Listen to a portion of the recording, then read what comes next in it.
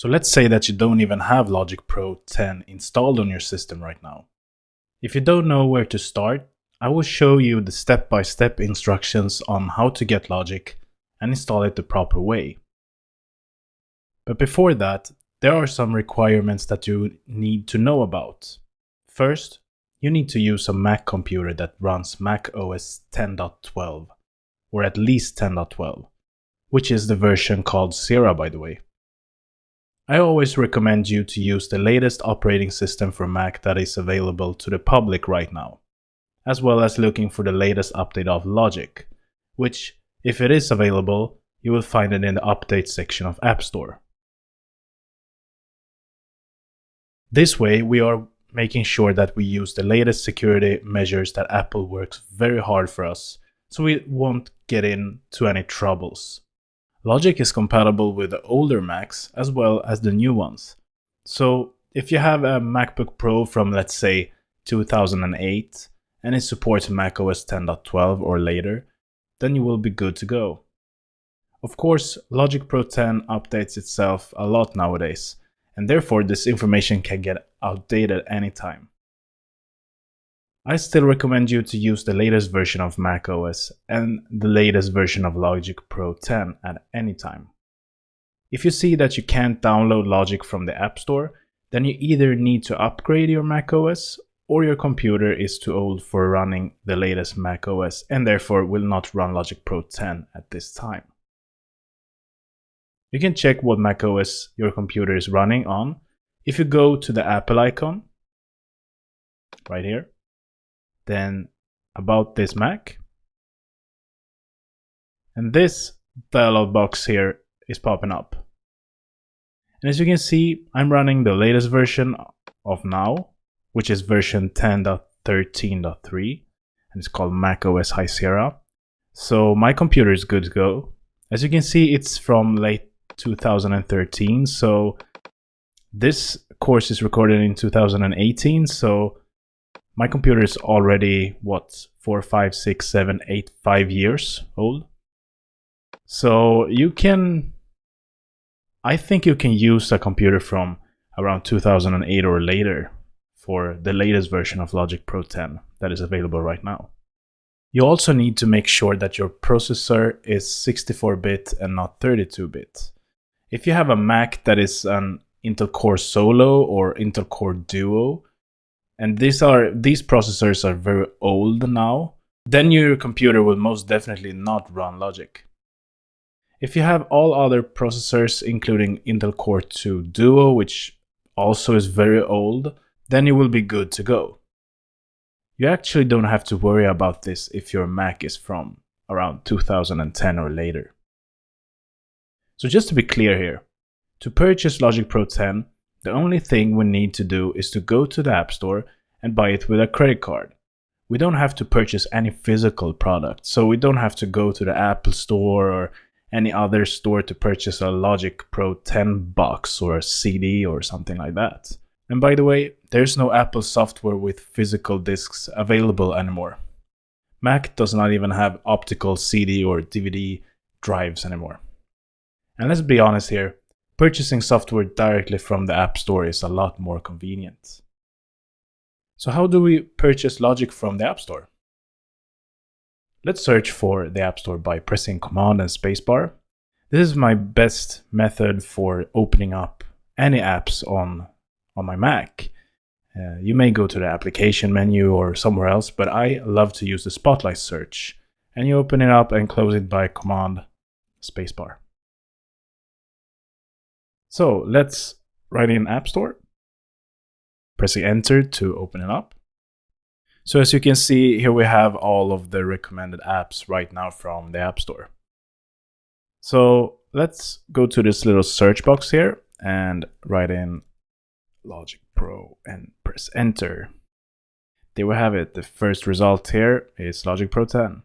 So let's click on the icon here. So the product information says, Logic Pro 10 is the most advanced version of Logic ever. Sophisticated tools for professional songwriting, editing, and mixing are built around a modern interface that's designed to get creative results quickly and also deliver more power whenever it's needed. Logic Pro 10 includes a massive collection of instruments, effects, and loops, providing a complete toolkit to create amazing sounding music. And you can get more information by clicking on this more here. So now we have all the information that Apple says about Logic Pro 10 at this time. And here we have a little more information about when Logic is updated, what price it's at, how large the software is, and it's actually saying it's around 1.46 gigabytes. But in reality, Logic is a lot bigger in size when you start to install the sounds and presets that it comes bundled with. You can also see if it allows you to use it on multiple computers in your family. And you really need to set that up with your iCloud account. So if you go to settings, go to iCloud, then you can set up a family and you can share this software with anyone from that family that you create. And it also shows what languages Logic is available in. And a bit down in this section, we also see compatibility. And this is just what macOS Logic will run on at this time. So as you can see, as I said before, macOS 10.12 or later. And I also talked about the processors, the 64-bit versus 32-bit processors. And if you were a little bit confused, whatever processor you need to have, just click on this link here and you will get a more described list from Apple itself. So as you can see, it's only two kind of processors with Intel that doesn't work with Logic. Now when you have decided to purchase Logic Pro 10, let's go to the upper section of the App Store and click on the amount which says $199. So if we click on this one, that will tell us to buy app. And your card on file will be charged that amount if you press that button again. When you created your iTunes account, you most definitely put your credit card information. So that is what Apple is going to use when you purchase software from App Store and Logic Pro 10, of course. If not, a window will pop up letting you know that you have to add a credit card on file, and also an option to do so. When this is done and when you bought the app, the downloading of Logic Pro 10 is starting. Now when you have Logic installed, let's open it up for the first time. You will most certainly not have Logic in your dock, as I am, but this is easy to fix. Let's open up a Finder window here. Now go to Applications. Let's look for Logic. There we go. And just take this Logic Pro X app here and just drag it out to the dock. And as you can see, I can't really do it because I already have Logic Pro 10 here in the dock. But that's basically the way you do it. So when that is done, Logic Pro 10 will always be in the dock like this. And you can also rearrange it if you want to be on like another side or something. The first time you start Logic Pro, you will see a little black window showing you, "Thank you for downloading Logic Pro 10 from the Mac App Store." This is the essential collection of sounds and loops that Logic basically needs to have to be able to run. You will be able to select from the Logic downloadable sound library, which is huge when this is done.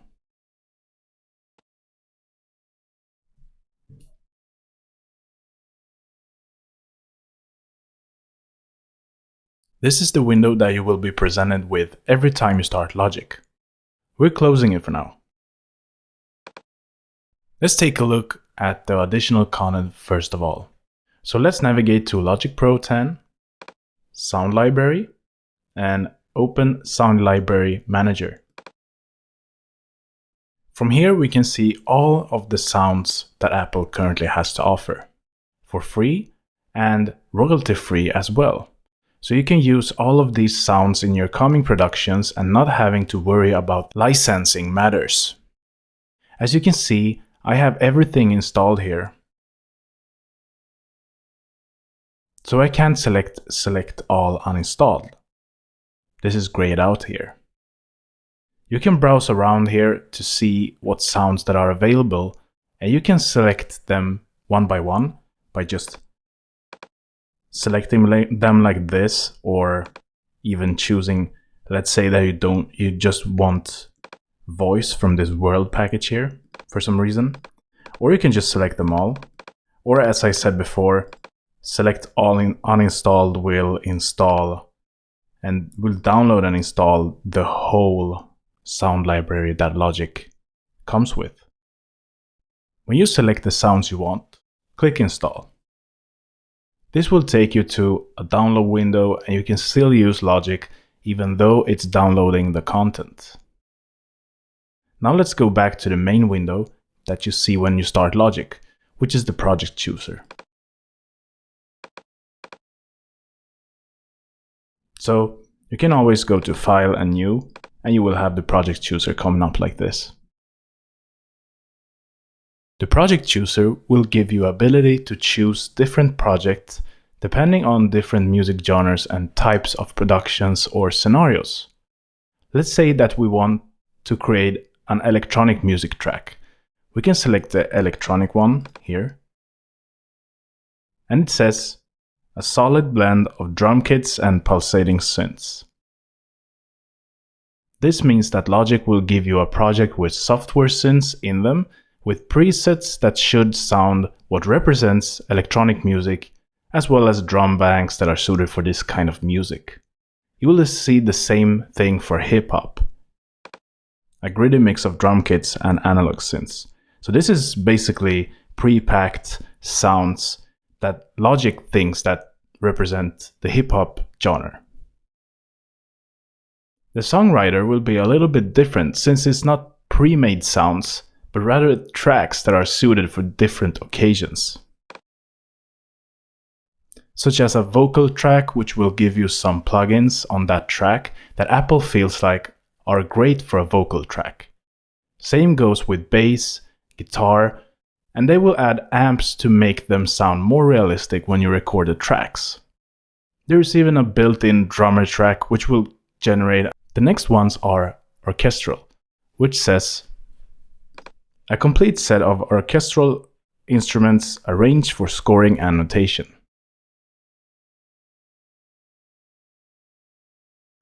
The next one is multitrack, which is a 24-track audio project with mix-ready effects. And the last one here is music for picture, which is a production-ready project ideal for scoring to picture. You can always go to the top in this window and choose Empty Project, which will create an empty project that you can create from scratch. Okay, so let's do an empty project here.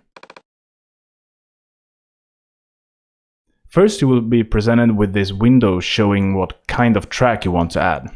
Since this is an empty project, it does not contain any tracks. So that is why Logic is asking us for what kind of track we want to add to this project.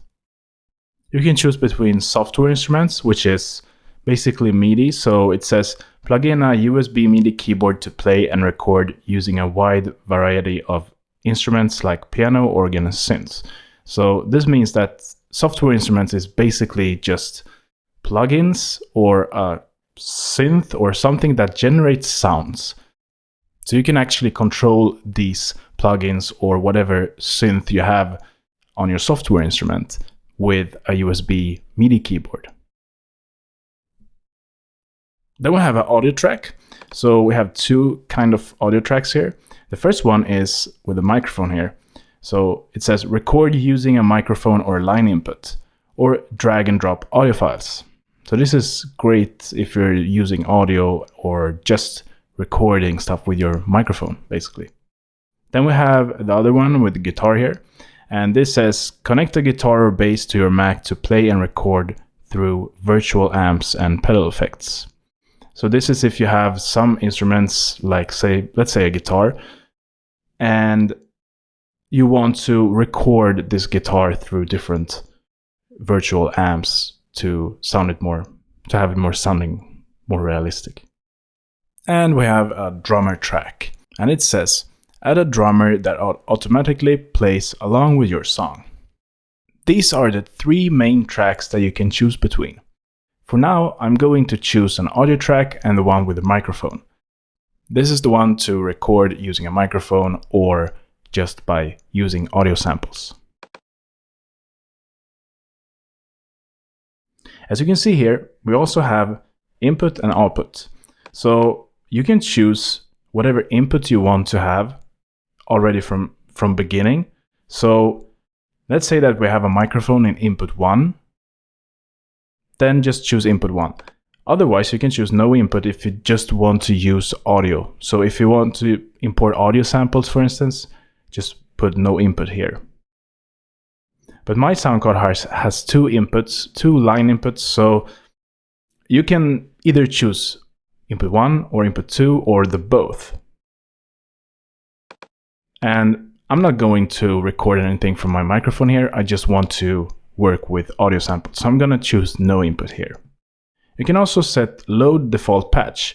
This will load the default patch, and it's basically just a default set of different plugins that Apple has set to having it sound good with microphones or with audio.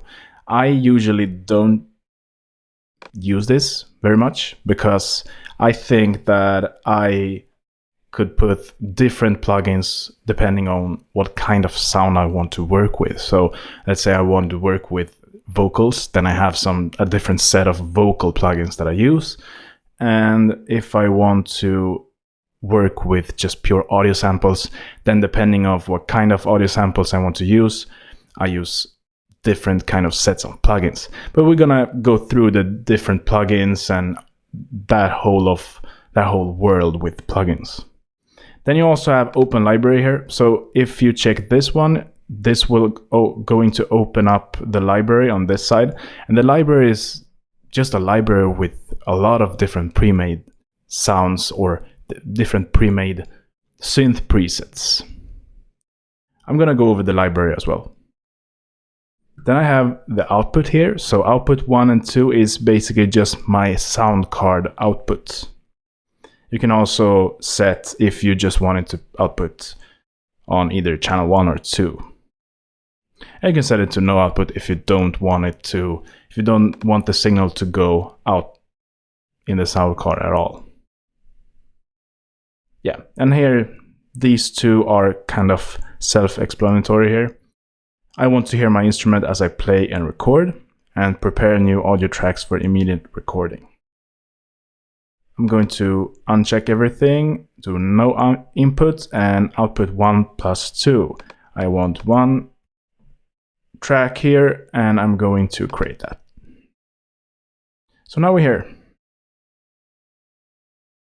Alright, so we just created our first project in Logic Pro 10. So as you can see,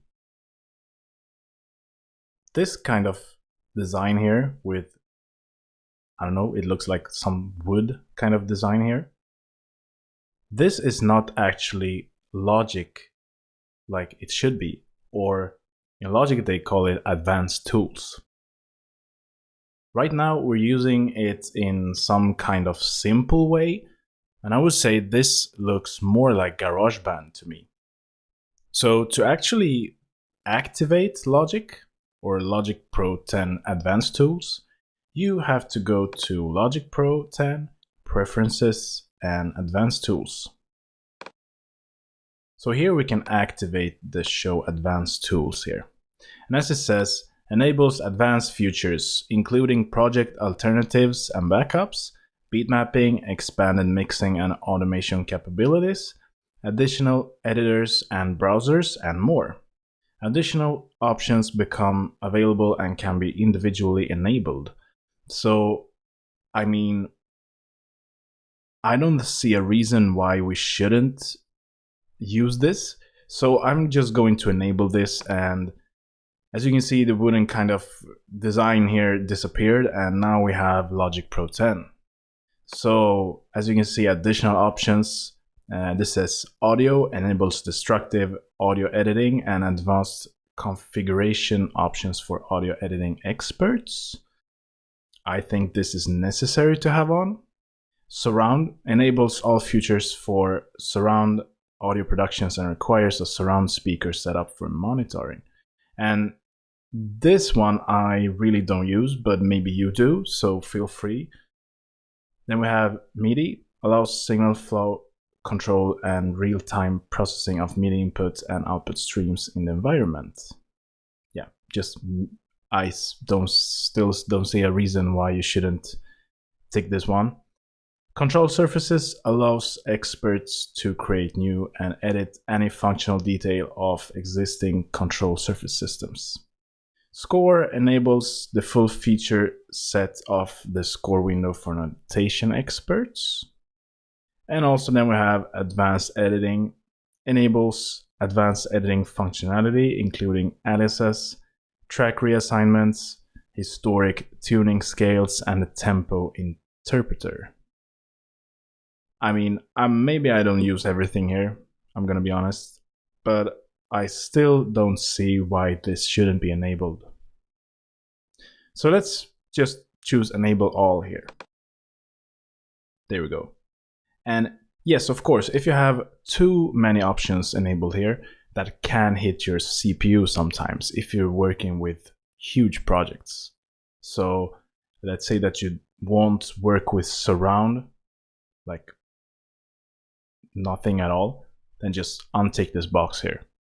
And that can actually improve your CPU when you're working with big projects. We're gonna go over the CPU kind of problems that Logic can get to later on. All right, so the first thing you should learn about Logic Pro 10 is basically the graphical interface here. So it's very important to know what does what. And it is very important to know what this is, why this is here, and let's say that I drag in different loops or audio samples and how you drag them in, and basically just the interface of Logic, because it's a lot easier to produce when you know where everything is. So in this video, I'm gonna go over the different parts in Logic by just saying what does what, but I'm gonna cover everything more in depth later on. So we're gonna start with this main window here. So let's close the loop browser here.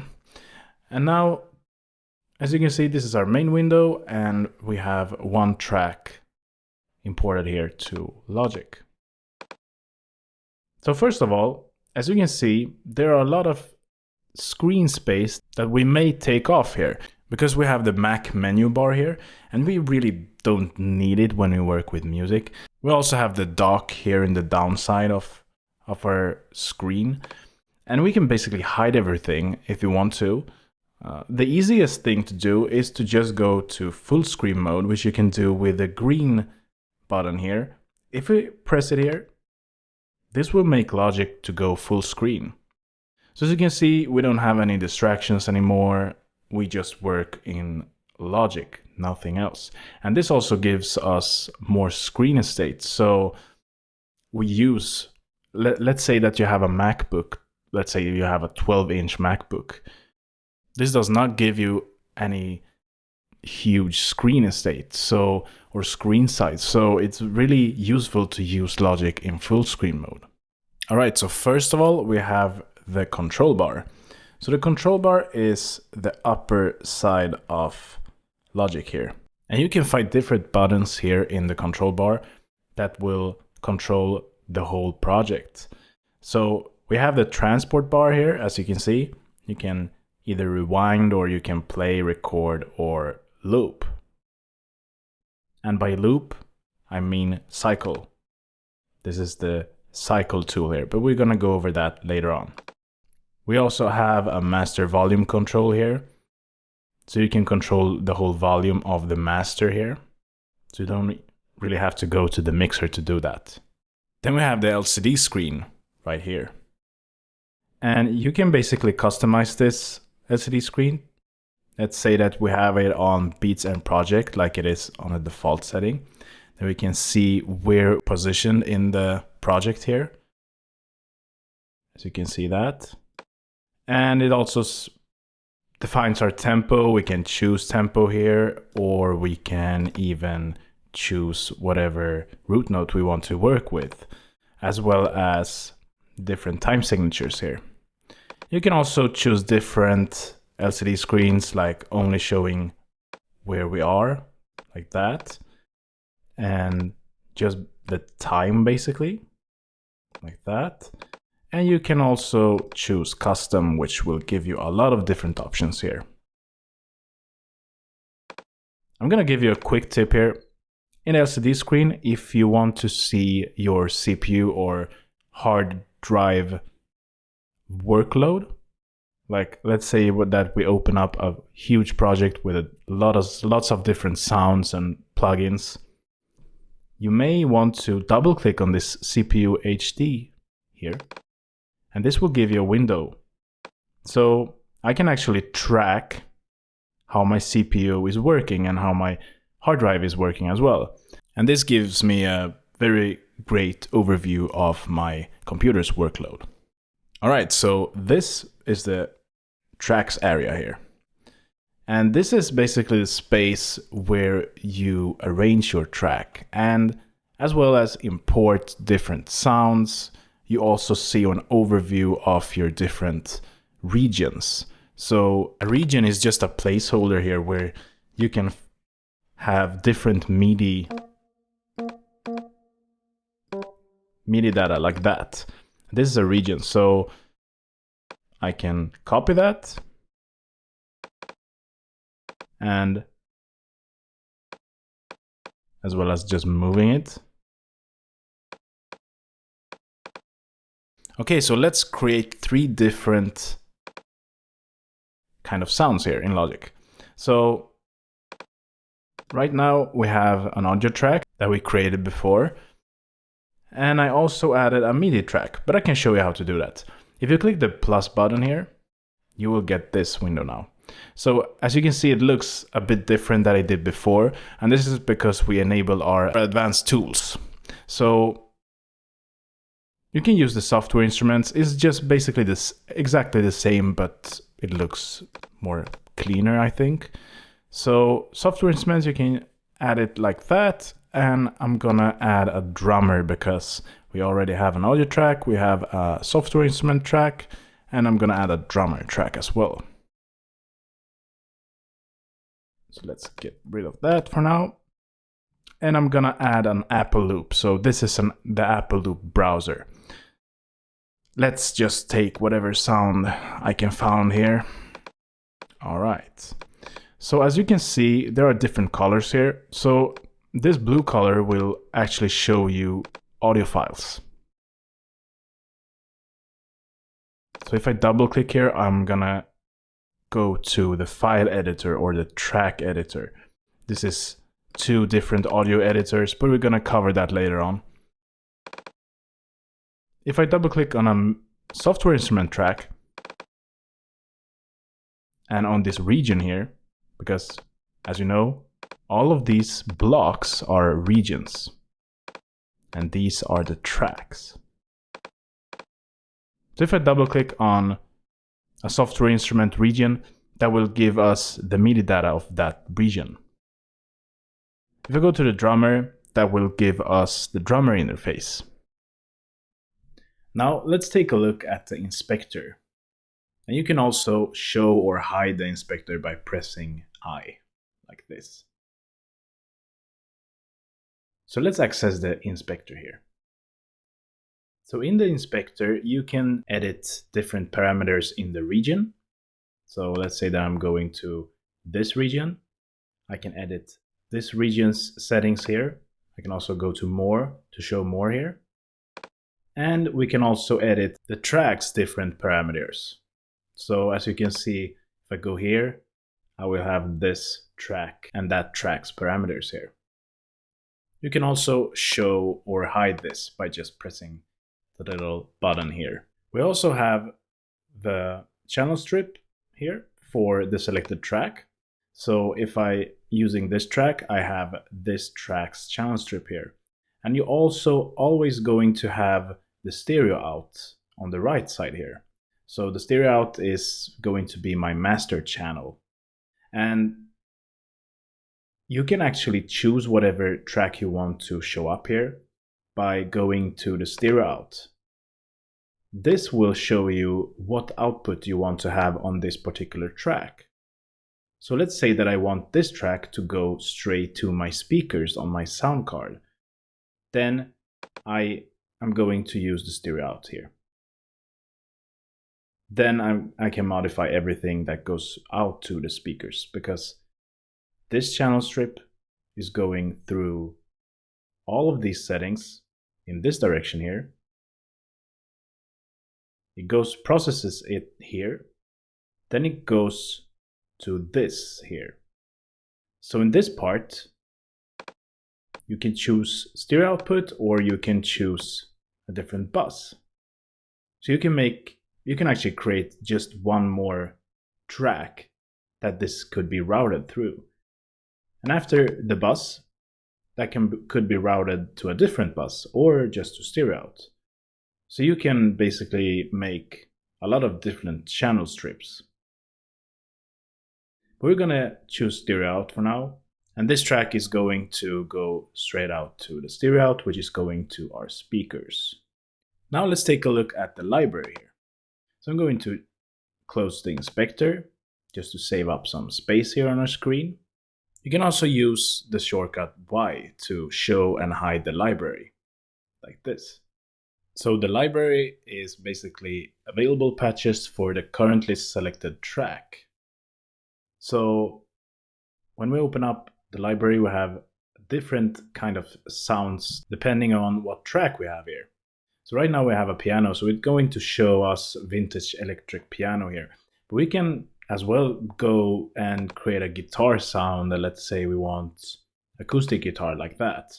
And this is going to change our whole track with an acoustic guitar instead. So now if you go to Inspector, you will see we have a plugin called EXS24. That's actually a sampler. So this acoustic guitar track here will now have sampled guitar sounds with this plugin here, as well as a compressor that Apple feels is suited for this guitar, as well as an EQ and different routings as well. So now let's say that we go to the audio track instead with the library open. This will give us something else in the library here. Because this is an audio track, this will only give us different pre-made audio library material. So here we have different presets. So let's say that I want to record a vocal. I want a dance vocal. So let's say that I'm pressing it here. And now as you can see, you can also see that my microphone volume here is active. So we also have an EQ here that Apple has put the settings on, a compressor, an exciter, pedal board, and an EQ, as well as different routings. And this is just because Apple feels that all of these settings combined will give us a very great dance vocals. You can also use the same library thing here with the drummer. So let's say we go to the drummer here. You can, as you can see, you can choose different drummers. So if you want just the drum sound, like the basic drum sound, you can choose the genre of the drummer that you want to, and that will give you different drum sounds based on that genre. We're gonna cover the drummer later on. You can also choose different drum kits, as you can see here. You can put an electric drum kit. Let's say that we want 909 here. That will give us a drum machine with 909 instead. All right, so the next one we're gonna cover here is the smart controls. You can access the smart controls by pressing B, and this will give you some different controls of the particular selected track. So right now we have the drum machine selected like this. This will give you a set of different controls for the drum machine. If I go to the software instrument, we had an acoustic guitar, and as you can see, this layout, graphic layout here, you can see that this is a guitar, and these are basically just a set of settings. So you can actually program, let's say that you have this compressor knob here. You can program this in the way that this knob will control, let's say, 4 or 5 different knobs in your software sense. So that's why they call smart controls. So more explained, smart controls let you control the sound of the selected track using a set of on-screen controls. Smart controls can control both channel strips and plug-in parameters, including software instruments on software instrument tracks and effects on audio, software instruments, and drummer tracks. Smart controls provide a quicker alternative to opening plug-in windows and adjusting individual parameters. So in this acoustic guitar sound here, let's open up the compressor. Let's make it 50% so we can see it. And the EQ, and we're gonna choose the view 50% here. And if I move the low knob here, you can see that the EQ parameters is actually working. And if I choose the compressor, you can see the threshold knob is working depending on how they're set up these smart controls here. Reverb will actually give us reverb on the plugin itself, the software instrument here. So we can control these smart controls to use different settings and parameters of different instruments and different plugins. So this is very handy. Alright, so let's take a look at the mixer. You can access the mixer by pressing this button here. You can also resize the mixer like that. You can also press X to show or hide it. You can also go to Window, Open Mixer, or Command 2. This will open up our mixer in a separate window like this. You can also do that with a lot of different elements in Logic. The mixer shows the channel strips for every track in your project, including auxiliary and output channel strips, and the master channel strip. This makes it easy to see and adjust relative, levels, and pan, which is balance, positions. You can also add effects, mute, and solo tracks, use buses and sends to control the signal flow, and use groups to control multiple channel strips. Alright, so let's take a look at editors. As you can see, they're located here on the right side from the mixer button here. So you can click editors here, or you can just click E to show and hide it. So there are different editors available in Logic Pro 10. They're depending on whatever track you're using right now. So as you can see, this is our software instrument track. This has our MIDI data. So if I click the editors here, I'm gonna get to the MIDI editor, like that. If I choose and select the dance vocal, I will get the audio editor, like that. Same thing goes with the drummer track, so if I select the drummer track, I will get the drummer interface here. So if I go to the audio track, select the editor, I will have a track editor and I will have a file editor. There's also a new section called file tempo that we can use, but this is only usable for Apple loops. We'll cover Apple loops in a later section. If I go to the software instrument, I will get the piano roll, which, as I said before, contains RL MIDI data. You also get the score editor, which will show all of our MIDI data in a score section like this. We'll also get the step editor. If you go to the drummer, and this will open up our drummer editor, as I said before. Next section I want to cover is the browsers. You can access the browsers by clicking the button here, or by clicking the key F on your keyboard, like that. First, we're going to get the All Files. The All Files browser displays the following file types found on your computer or any connected storage device: Logic Pro project files, GarageBand projects, audio files, QuickTime movies, and all file formats that can be imported into a Logic project.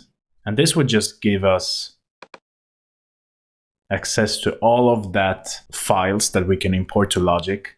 So if we go here, we'll get to our computer's different selected hard drives.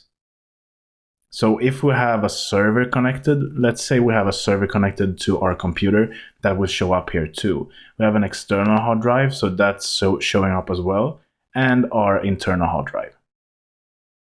If I go to the home button, this will show us our home folder. And I can also access the project folder by going here.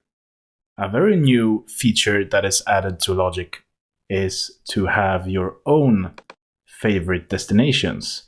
So let's say that I go to Macintosh HD here, and I want this folder, Applications, to be my favorite folder. I can right-click on this or control-click and press Bookmark Applications. This will give us a fourth button here, and this will actually make a bookmark section. So you can bookmark different folders with even different files. So that is very handy to have. Then we have the next tab here called Media. Using the Media browser, you can find and import songs from your iTunes library and movies from your Movies folder into a Logic Pro project. You can also import GarageBand projects into the current project. So as you can see, if we go to audio here, you can access all your iTunes library. So all of the songs you purchased can actually be accessed directly from the Logic interface like this. So if I would have purchased any songs on my iTunes account that I'm currently logged in with this computer, that will show up a little arrow like this one.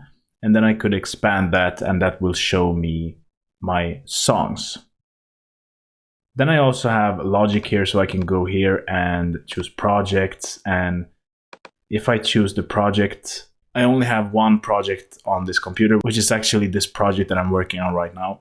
And if this project would have any saved sounds, so if we would save this project with these sounds here, all of that sounds would be accessible for us in this section. So let's say that you have another project that you really like some different sounds from.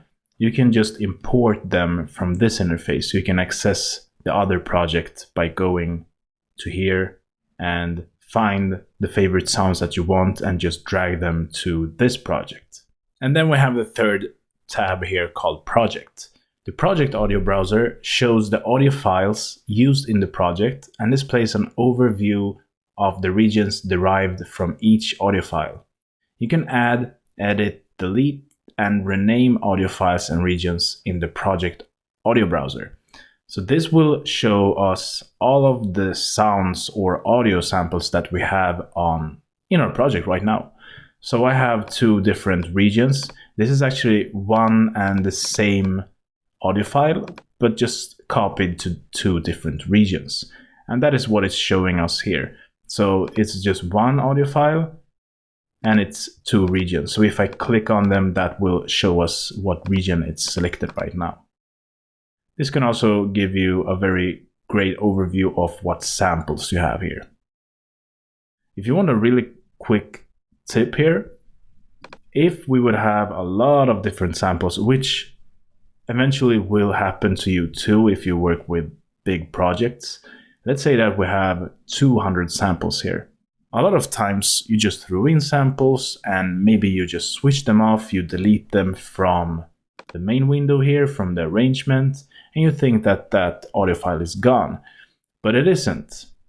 It's just that you you just delete the region here, but the file is still there, the audio file. So you can go to the browser here, go to project, and you can go to the edit here, select unused. So that will, and as you can see, I use everything right now, so it won't show anything. But if you would have, let's say, 200 samples here, and you don't use, let's say, 50 of them, then if we go to edit, select unused, that will show us what samples we actually don't have even in our project. Then we can just press delete on the keyboard, and that will get rid of every audio sample that we don't even have in the arrangement in the first place. Next button we have here is the loop browser. We access the loop browser by clicking here or pressing O on our keyboard. So here we have all of the Apple loops that are installed on our system right now. So all of these Apple loops are almost all of the sound library that we installed before.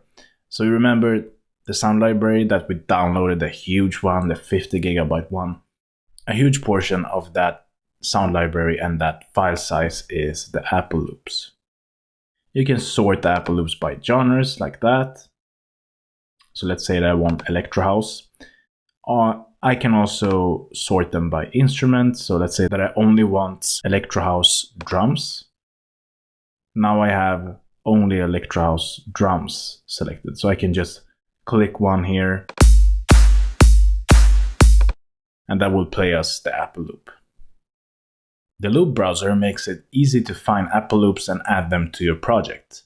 You can browse for loops or searching using various criteria, preview matching loops, as I showed right now, and add them to your project by dragging them into the tracks area. So let's say that we have this Apple loops here. We can preview it like that, and we can just drag it into our project. That will create our new track, and as well as adding in that region for Apple loops. Next section is the notes. And here we have a notepad, so we can write whatever we want to write to this project. So let's say that we have any comments on this project. Let's say that you collab with someone or that you share this project with someone and you want them to know that this project has some comments basically. So you can write in whatever you want here.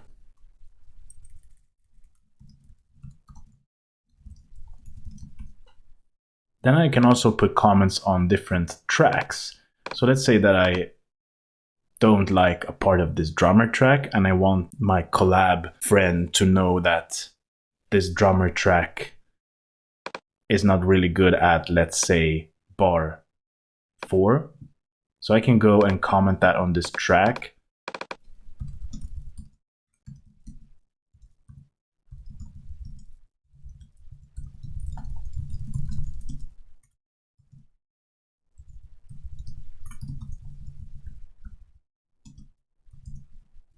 Like that. So now that will only show of that track, and the project will still be there. And the next section we have the list editors. So we're gonna go over the event editor first. The event list shows all the events in your project, such as midi note events or region start events, in a vertical list format. You can use it to make precise edits and for other tasks, better suited to numeric rather than graphic edits. You can display all events or limit them by category, like this. Next one is marker. The marker list displays all the markers in the project. You can create, select, and edit markers in the marker list, and click a marker name to move the playhead to that marker position. We don't have any markers here, we can create one. This will create our markers. And as you can see, it's in a position 5, but we can rearrange it like that. We'll cover that in a later section though. Next one is tempo. So we can choose to create different tempos depending on what position we are in the track. So let's say that we want 120 BPM here, and we want 128 BPM in this section here. So that will create a different tempo in this section. Then we can create one more here and go back to 120, let's say that. Then we have signature, and it's the same thing here. You can create an event on different time signature here, as well as the track's key. You can also create your own set. So let's say that you have a time signature and a key that you always use. You can create it like a set, and then you can just have the set all the time like this. The control bar includes the transport controls you use to control playback of your project, buttons to show and hide the different areas of Logic Pro, and buttons for other frequently used commands. You can customize the control bar to suit your way of working. So this upper side here is the control bar of Logic. In the last tutorial, I gave you a short description of the control bar. In this video, I'm gonna cover it a little bit more in depth. So let's take a better look at the control bar here. So first button, we have the library, and we covered that as well. So it shows and hides our library here. Next one is our inspector button here. So that shows and hides the inspector. We also covered that as well. Next button here is a quick help button. This is really useful if you're new to Logic, and also if you're not new to Logic but still don't know what, let's say, this button does. It's very easy to just activate this, and now you have a little yellow pop-up window here that shows what everything does. So you just have to actually point at whatever you want to know, and that will show a little pop-up menu with some different text describing what this thing does. So that is really handy to have. The next button that we have here is the toolbar.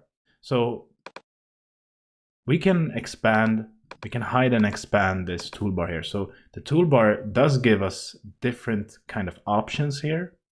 And you can also customize these options by customizing toolbar, right click, and you will see, let's say that we use the bounce very often, or export, or different kind of things here. You can always add this or take away. And as you can see, some of these won't work, and this is because we have too many here, so the screen won't show us that because of our small 13-inch MacBook screen here. The next button is our smart controls here, and we covered that as well. Next button is the mixer. Same thing here. Then the editors. Same thing there. Then we have our transport controls. So we actually just have one button here, but we want to have play, we want to have stop here, we want to have record there. So because of our small screen, I'm going to resize this LCD display here. So I'm going to take beats and project. This is really small. So now we get back our transport controls here. So this is rewind, forward, stop, play, record, and cycle. And these 5 first buttons here are pretty self-explanatory, but the cycle here is a very good thing to use. If you activate this, you will have a section in your project where you loop. So let's say that I want to loop this section. And as you can see, I just move the cycle here. I resize the cycle like this, and I can also just put it wherever I want. So let's say that I want to cycle just this part.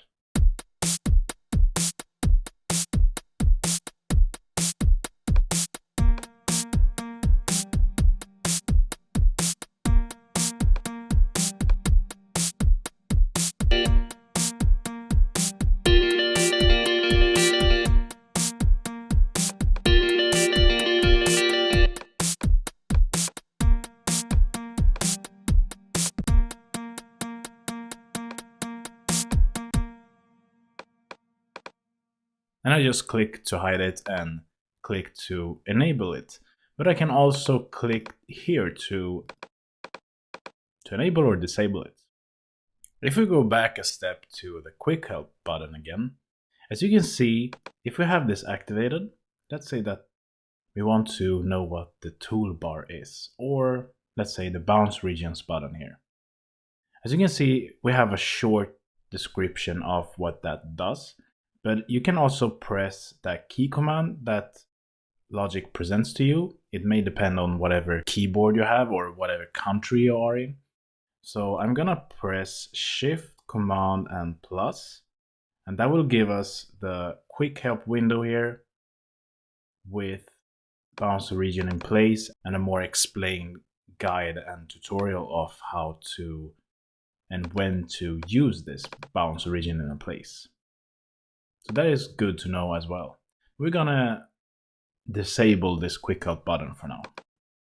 Let's take a better overview of the transport bar, since I just covered the basics here.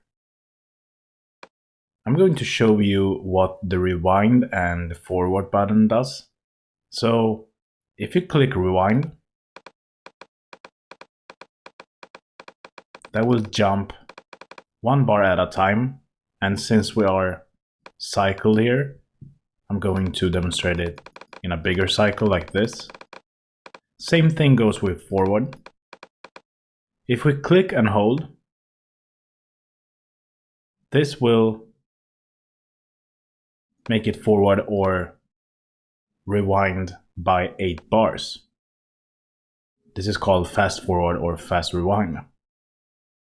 And the key commands for rewind is comma, and for forward is dot. As you can see, all of these kind of pop-up windows that are similar to the quick help window, but just a white little one that says rewind, forward, go to beginning, play. All of those include the key command for your country or your keyboard. So you can always just look at something, let's say solo, and you will see that the key command is Control S. So that is good to know. You can also fast forward or fast rewind by holding Shift and then pressing Command or dot like this. You can also fast forward and fast rewind by holding Shift and pressing Command, or holding Shift and pressing the period button.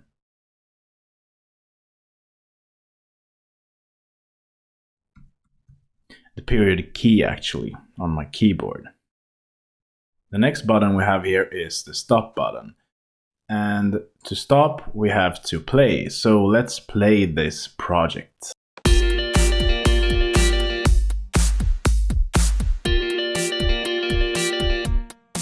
Let's stop it like that.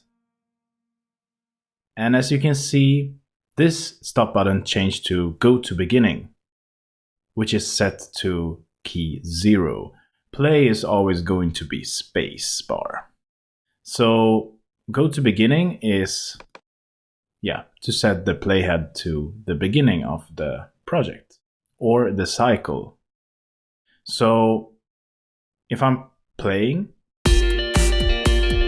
stopping and pressing return, that is going to beginning. You can actually play, stop, and go to beginning very easily by just doing like that. Right now, if I'm playing, then stopping, it's going to go automatically to the beginning. And this is because we are in cycle mode. So let's disable the cycle mode here. Let's play and then stop. As you can see, it stopped where we stopped. And it's not going to the beginning anymore. So if we continue playing, stop again, the playhead would stop there. So if we want it to go to the beginning, we have to press the return key. The next button here is the record button. To record in Logic, you need to record enable a track. So let's say that I want to make some acoustic guitar regions here, some MIDI data, and I want to record that. I first have to record enable it by pressing the R button here. Then I can press the record button to record. I can also press the R key on my keyboard to record. Same thing goes with the vocals. So let's say that I want to record vocals. I have to press on the R. It will blink because it's a microphone. So that is a bit easier for you to see that it's a microphone that is continuous recording while you have the record pressed here. Yeah, let's delete what we had there. Delete, and let's make it again. Let's just solo it so we won't hear anything else. Let's record again. So I'm testing this. I'm just testing this recording. Let's see what the result is here. So that is our recording. I'm just testing this recording. Let's see what the result is here. And we have some different effects, as you can hear, because we imported the dance vocal preset before. So that's why we have some exciters and some reverbs and other stuff like that. Let's go back, record disable this by pressing it again. And as you can see, the S button here, I just pressed it and it's clearing out all of the solos here. So let's say that you solo this and solo this. If you want to disable solo overall, just press that. Otherwise you have to press every track that you don't want in solo anymore. But we're gonna go over the mute, solo and everything here in a later tutorial. The next section we have here is the LCD screen.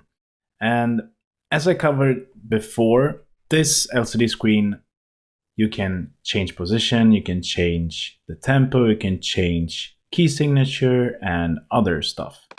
But there are a lot of different settings you can use with the LCD screen. There's so much that I'm going to create an own video of that part in this course. All right, so the next section here is this section of the control bar. First button here is something called replace. So in order to explain this really good, we do have to record something so you know what this function does. So let's delete this dance vocal. I just imported an Apple loop with some music here. So let's just play this music, and I'm going to record my own voice here over this Apple loop, which is just some basic music here. So let's put on record without this replace button on. So this is me recording over this dance vocal track. Let's see what this replace button does. So now something different happened here. As you can see, we have 2 takes. So you can expand this by doing it like that. And you can choose whatever take you want. So the first take will be our original audio file.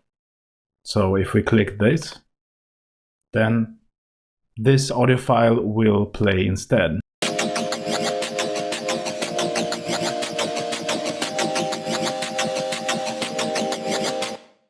And if you press take 2, then we will have me speaking here. So this is me recording over this dance vocal track. Let's see what this... Yeah. So if we have the replace mode on here, this recording session will behave in another way. Let's have this as it was before. So let's delete this take.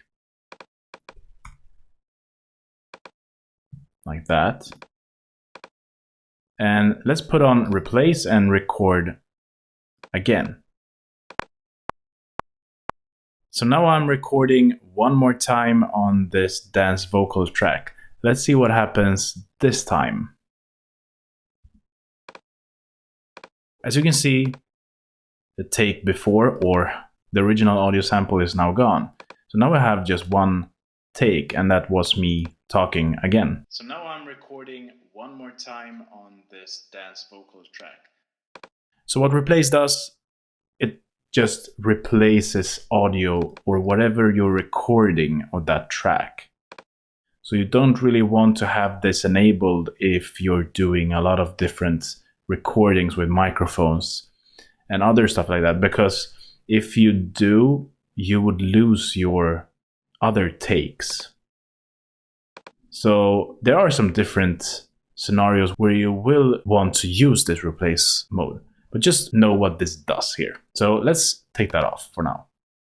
And because I don't really want to have this, just my voice, I want to have the original audio sample back. So I'm going to undo this by pressing Command and Z.